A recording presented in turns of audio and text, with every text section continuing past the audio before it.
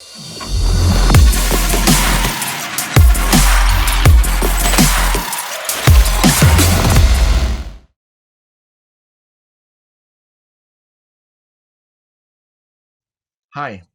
I'm Amr Awadallah. I'm the CEO and co-founder of Zir. Before that, I worked at Google Cloud as Vice President of Developer Relations. I have another successful startup called Cloudera that some of you might have heard of. And before that, I worked at Yahoo, where they had acquired my first startup. Today, I'll be talking to you about neural rank, which is the next wave of cross-domain, cross-language neural information retrieval, or search, in other words. Today, I'm going to talk to you about a very important topic. But before I do that, I have a number I want to show to you. And I would like you to think about that number and try to guess what I'm trying to communicate with it. What's the idea behind that number? I'm going to give you 10 seconds to look at this number and try to read my brain and figure out what I'm thinking of.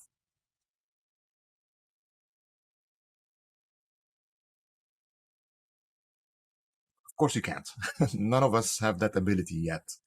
And maybe one day if Elon Musk with his company called Neuralink builds this chip that goes in my brain and your brain, I'd be able to communicate the idea or the meaning behind this number to you directly without saying any words. But until then, I have to use words. I have to use language. Language and words that come out of my mouth into your ears is the human communication protocol. It's the way that a human gets an idea from our brain into somebody else's brain. The words go out of my mouth, they go in your ear, and then your ear passes these words along to your brain, and then your brain translates these words from words into meaning. So you can understand the meaning or idea I was trying to communicate. The human communication protocol, language in other words, is the most unstandardized protocol in the world right now. This number in front of you is the number of languages in the world. In our world, we have more than 6,543 languages that we use to talk to each other. And my talk today is about how do we solve that problem? How can we remove language as a barrier in the face of meaning so that we can properly communicate and seek knowledge, regardless of the origin that that knowledge was written in or communicated in. So that's the topic of my talk today. I hope that grabbed your interest. First, I want to go back to what we have been doing in the past to solve this problem of searching for information. The techniques available to us, which we call in academia, we call it information retrieval. The main technique that we all depended on when doing information retrieval is what's called keyword search, as you can see in the slide in front of you. Keyword search has a number of problems, which I'll highlight during this slide. The first problem is keyword search. When you're searching for something and you're just putting a couple of keywords to try and communicate what you're looking for, the meaning, the idea that you're behind, it fails in a number of ways. The first one is this bullet points that you can see here, where it says, man kills bull, which has a very different meaning than bull kills man. But keyword search will match both of these, and you'll get documents that have both of these concepts in them, both of these ideas in them. Unless if you're a savvy searcher and you're somebody who has been searching for a long time, then you would know to put it between quotes. And if you put it between quotes, that's a hint to the search engine you're using. Please respect the sequence of these words. Another area where keyword search fails is the second example of arm got injured. If I say arm got injured, keyword search will only match things that have arm in them and have the word injured in them. Maybe it will match also arm got wounded. Maybe it will match that if you have a good keyword search with aliases in it. But it's not going to match hand and elbow got wounded, because hand and elbow are not synonyms for arm, but hand and elbow are part of whole. They're part of the arm, and they have the same meaning. Keyword search doesn't catch that. Another example is Oleg-led invention. If you're not somebody who is knowledgeable and read around, you would think that this Oleg-led invention means there is some dude called Oleg who was leading invention at a company. That's what you would think. So the word led here, you would think it means the word leading in the past tense. But if you're knowledgeable, you would know that Oleg is the inventor of the LED, the light emitting diode. The light emitting diode, that's the flashlight you have in your phones. that's the one manifestation of that. And hence, when I say Oleg led invention, I'm not looking for some random dude called Oleg that was leading invention at a company. Rather, I'm literally looking for the light emitting diode, and I want to read about how it was invented. Search keyword engines that depend on keyword search completely fail when it comes to that. Next, we had this thing called PageRank, which Google, as you know, introduced to us about 20 years ago now. PageRank was a very smart idea, actually. It said, as we index the content on the web, as we crawl the content on the web, why don't we leverage the linkages, the links, the anchor text that's coming in from many, many documents, pointing to a given document and saying, this document is very, very good about LED inventions, for example, talking about the LED, the light emitting diode. So you'd have light emitting diode, light emitting diode, light emitting diode, light emitting diode, all coming from other pages, pointing to that page. Then that page must be a good page about light emitting diodes. It's a very good idea. But that idea only works in the head, meaning the very high popularity documents where there is enough anchor text and enough links coming in to give you that signal. And most of the web back then, 20, 30 years ago, was the head. It was mostly very popular documents written in English, and it was lots of anchor text where you can leverage that. Today, 30 years later, the web, the content on the web has a very, very, very long tail, meaning there is lots and lots of documents in very, very narrow domains of specialization where you don't have enough linkages to reconstruct that signal. PageRank is failing today. It's not working in a good way. And that problem is compounded by the fact that SEO spammers, search engine optimization spammers, they keep realizing that that's a weakness, and they take advantage of it in a very ugly way that's causing results to be even worse than they should be. Last but not least, keyword search techniques, which is the last bullet point on the slide. Keyword search techniques don't take into account language. They don't take into account that we have the 6,000 languages out there that knowledge is being built with. Back then, 30, 40 years ago, the web was mostly in English, and hence just focusing on English was fine. But now we have content on the web, very rich content in all kinds of languages, in Chinese, in Arabic, in Spanish, Portuguese, German, French, Hindi, you name it. There is so many languages out there right now with very rich content on the web. And to focus just on English as the only one that we're optimizing for is a big mistake, because we're losing out on a lot of knowledge. So for example, if you look at the text I have here as an example, how to cook a paella. A paella is a special Spanish dish, as you might know. And if I search for it in English like this, how to cook a paella, I'm going to get the best recipe from some English cook in the US or in Canada or in Australia, for example. But I'm not going to get the original, authentic recipe that was written in Portuguese by maybe the inventor of the paella, right? That's now available on the web. I'm not going to get that because it's written in Portuguese or it's written in Spanish when my query was in English. We need to remove that as a barrier. We need an engine that does not search by language, searches by meaning, by essence, by what we are really after. And that's what this talk is about. How can we search by meaning? So before I go to meaning, I need to explain to you how keyword searches have been done in the past, and to further show you how they fail and why they're not good. So keyword search for a sentence like you see on the screen right now, dog adoptions in Silicon Valley. To fake it and make it look like it's more semantic in nature, we do a number of steps to try and make it look like it's doing meaning when it's not really doing meaning, it's really still doing keywords. So what are some of these steps? The first step we do is we look at very common words like in. In is a very common word and it's available in all documents. We call that a stop word and we just remove in. We just throw it away because say it doesn't have good information value. Let's just throw it away because it's on all the documents anyway. And that's wrong because dog adoptions in Silicon Valley is very different than Silicon Valley in dogs, which of course doesn't make any sense, but you see what I mean. So throwing away the word in is a big mistake, but that's one of the very first things we do in keyword search. The second thing we do is we try to come up with the roots of the words. So instead of saying adoption, we put the root of the word, which is adopt, which again changes the meaning. Adopt is very different than adopting, is very different than adoption. And we're throwing away that information just so we can get more results. Next, we try to do what's called term expansion or synonyms.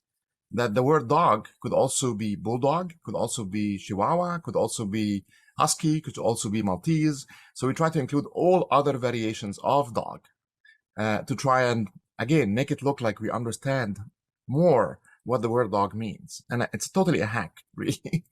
And the same thing, we try to do the part of whole relationships as well. Like Silicon Valley, we try to expand it and say Silicon Valley could also be San Jose, could also be Mountain View, could also be Sunnyvale. And in fact, that's what search companies do. They try to build this very rich knowledge graph that maintains all of the synonyms, all of the different ways for saying a given word in all languages of the world, which is very hard to do. And then try to recreate all of these part-whole relationships, like, again, San Jose and Mountain View being part of Silicon Valley, or like hand and elbow are part of the arm. So you have to maintain very, very sophisticated, rich knowledge graphs to capture all of that information. And then once we have all of these synonyms, before I go here, once we have all of these synonyms, then we do keyword search across all of this, all of these combinations of possibilities on the dog side, all of these combinations of possibilities on the Silicon Valley side. And then we try to merge all of the results we get back to look like we're smart in front of the end user, and we really got to the meaning thereafter. But even after we do all of that, we still have mistakes like this. If I search for good hot dogs in Silicon Valley, it will still match and return for me that this Chihuahua is up for adoption in Palo Alto, for example, which is a big mistake. And the reason why, again, is because we're going after keywords. We're not going after the meaning. How do we solve that? How do we solve this problem? Search companies have been investing tons of money. So if we look at this graph here, the x-axis is the search quality and being able to do more and more of these synonyms and more and more of these techniques and building these massive, massive knowledge graphs that improve our semantic understanding, even when we're doing keyword search. And then the y-axis is how expensive it is to do something like that. It's extremely expensive to build these knowledge graphs across all languages in the world and maintain them. It's very hard to do. Only a very few companies like Google and Microsoft and Bing are able to do these at that scale. How do we bring this down so every company can do this? That's what this topic is about. I don't want to make this a marketing pitch, and it's not, but my company, we invented something called Neural Rank that solved this problem. Neural Rank, in technical terms, is what you see the definition here. It's a neural information retrieval system that leverages neural networks to digest all human languages and all human knowledge into a unified neural semantic representation, or answer for short. You can pronounce that as answer, that can answer everything and anything. And the answer here is not 42. If you're a sci-fi geek, you would know exactly what I mean. The answer is a lot more than 42. A more layman word to explain what this slide says is we built a data brain that can digest all of human knowledge and transform that knowledge from keywords and language and vocabulary and grammar into meaning. So instead of creating an index or a space of keywords, we create an index or a space of meanings instead. And that's really how our brain works. When I say the word water, you're not thinking about the hashtag water. You know that water is just a label. It's a label for a meaning. And the meaning in your brain is this transparent liquid that freezes at 0 degrees, boils at 100 degrees, and all living life on Earth depends on it to survive. That's what you're thinking. But that's a very long way to express something. So we come up with this hashtag, water, or Maya, or agua. I can keep saying it in many other languages to describe that concept.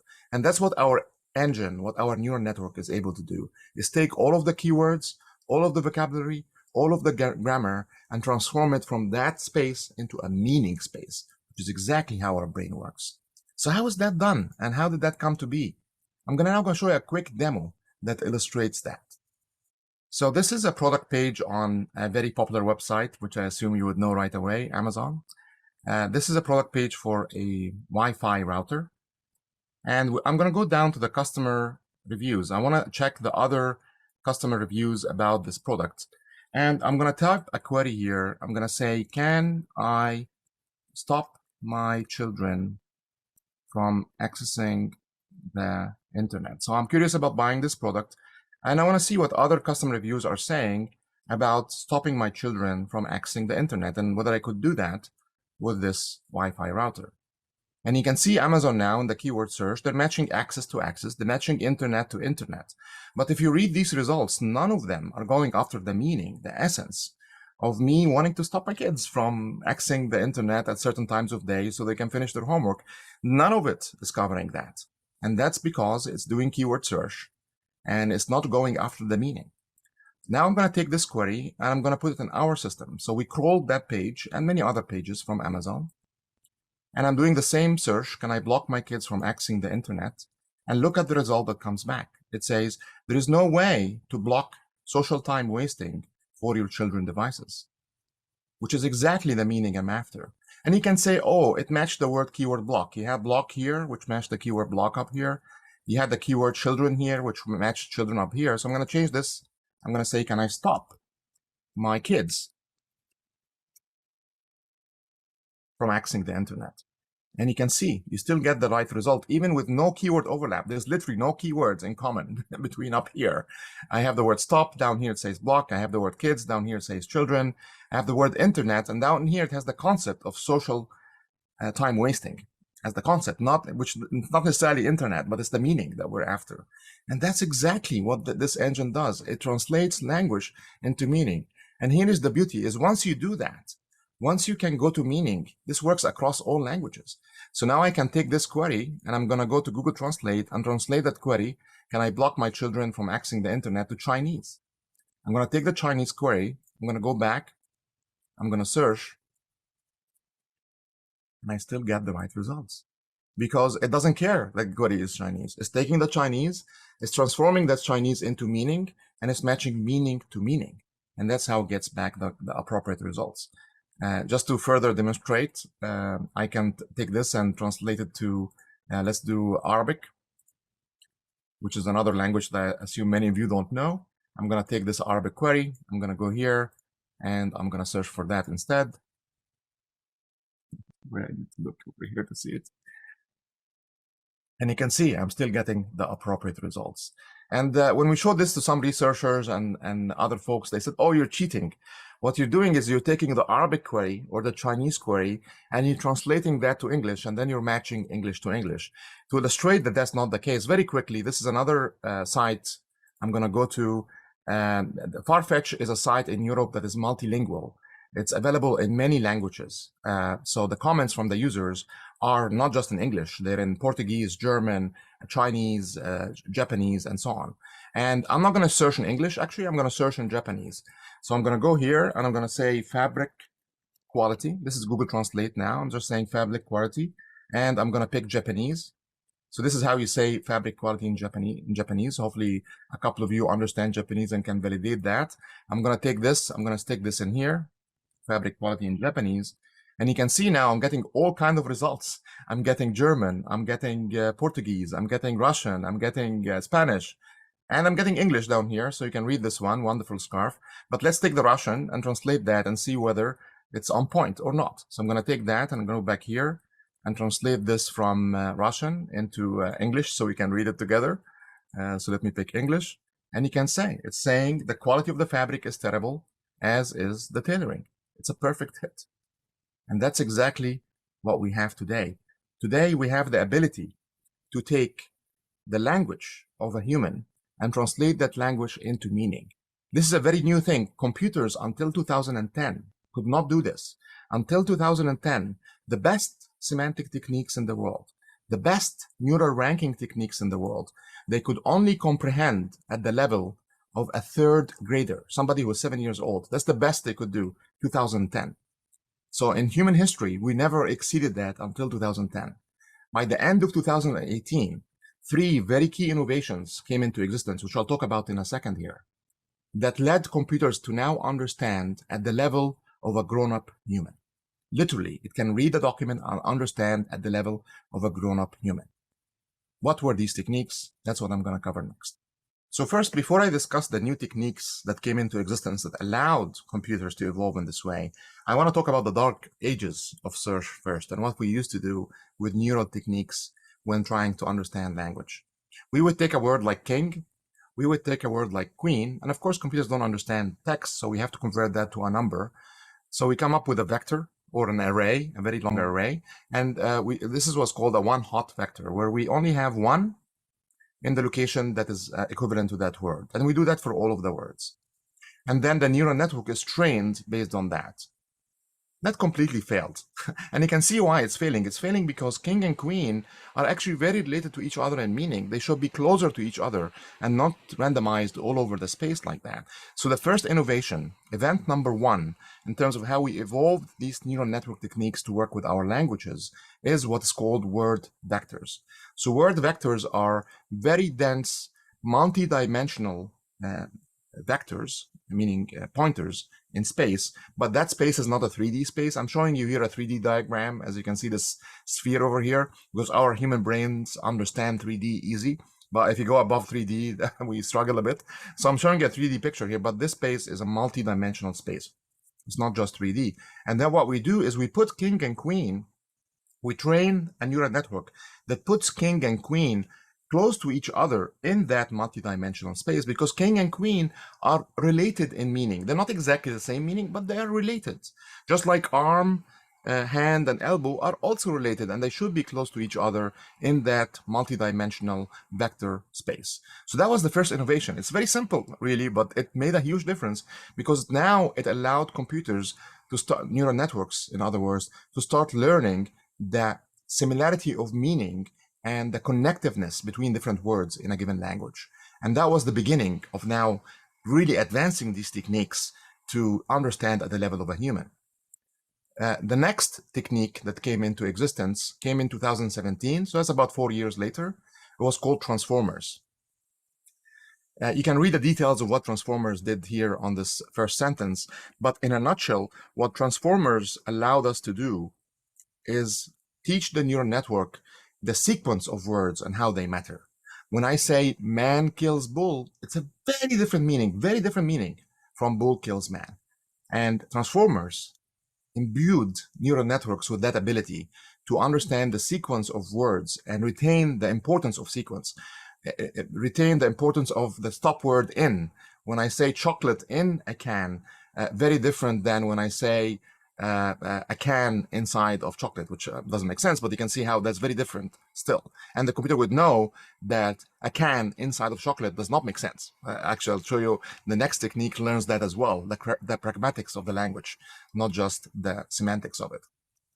This technique, transformers, led, when it was deployed at a number of companies that came up with it, so Google being one of the very first ones, it led to the relevance quality of the search results coming back to leap up by 27%, which has never happened in the history of humans working on improving search.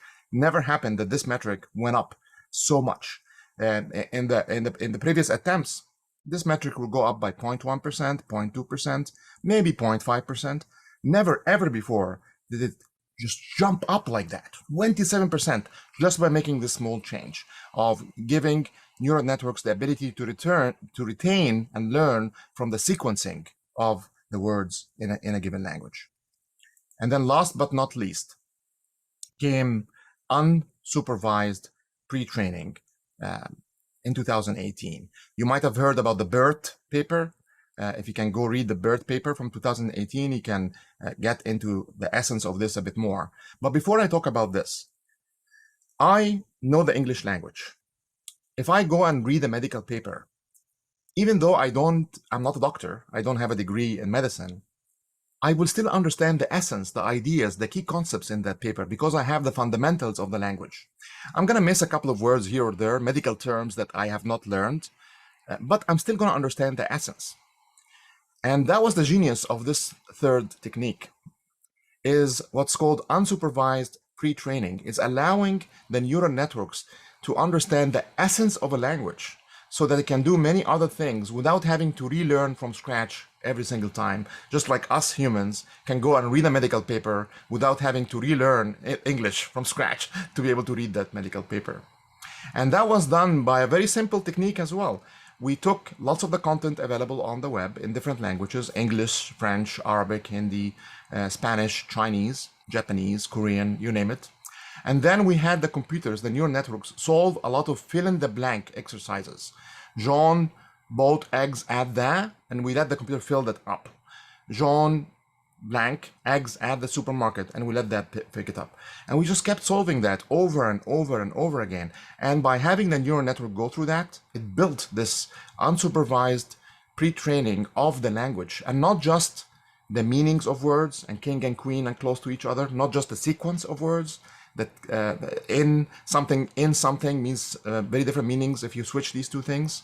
It now learned the pragmatics as well of the language. So for example, if I say Jean bought eggs at the kitchen, that is 100% correct grammar-wise, 100% correct vocabulary-wise, but humans would not say that because Jean does not buy eggs at the kitchen. Jean buys eggs at the store, and then they cook the eggs at the kitchen. So even that now the neural network learned. So now the neural networks can truly comprehend at the level of a human. And because of that, it was able to beat all benchmarks when it comes to comprehension. One of the most important benchmarks is the Stanford questioning and answering dataset, SQuAD for short, as you can see on this slide. It beat that. And not only did it beat that, it beat many, many other benchmarks, about 17 or 18 benchmarks. So for the first time in human history, for the first time ever, we now have an engine that can map words into meaning. And that is going to change everything. Here are some examples of applications of something like that. Enterprise search, whenever we search for knowledge within our companies that we work for, or our university, or our school, these searches inside of our organization never return good results because there is not enough linkages, there's not enough page rank, and relying on keyword search, so we end up with garbage at the end. If we did not have computers, how would we search? We would get a very smart student with a photographic memory, and we would ask that very smart students, please go read all of the papers that we have inside the school or this university, or all these documents or presentations inside of our company. Please go read them and remember all of them in your brain. Remember the meanings of them, not the keywords. And then we're going to come back later and tell you, where is the best paper talking about how do I lose weight, for example. And then that student, because they have photographic memory, they link back, this is the best paper that had that meaning over and over again. That's exactly what we have today. We have the ability to search by meaning and not by keywords. Many, many use cases: enterprise search, e-commerce search, content management systems, litigation. When companies are being sued, they need to search documents and emails and all kinds of language. Prior art search, I'm going to end with this one. So the use case I want to end up with is a very special one because I was calling up my brother, Amr Awadallah, and my brother is a professor of accounting and auditing at Qatar University. And I was describing to him, hey, we built this new thing that can understand meaning. And he was like, I need this right now. And I told him, why do you need this right now?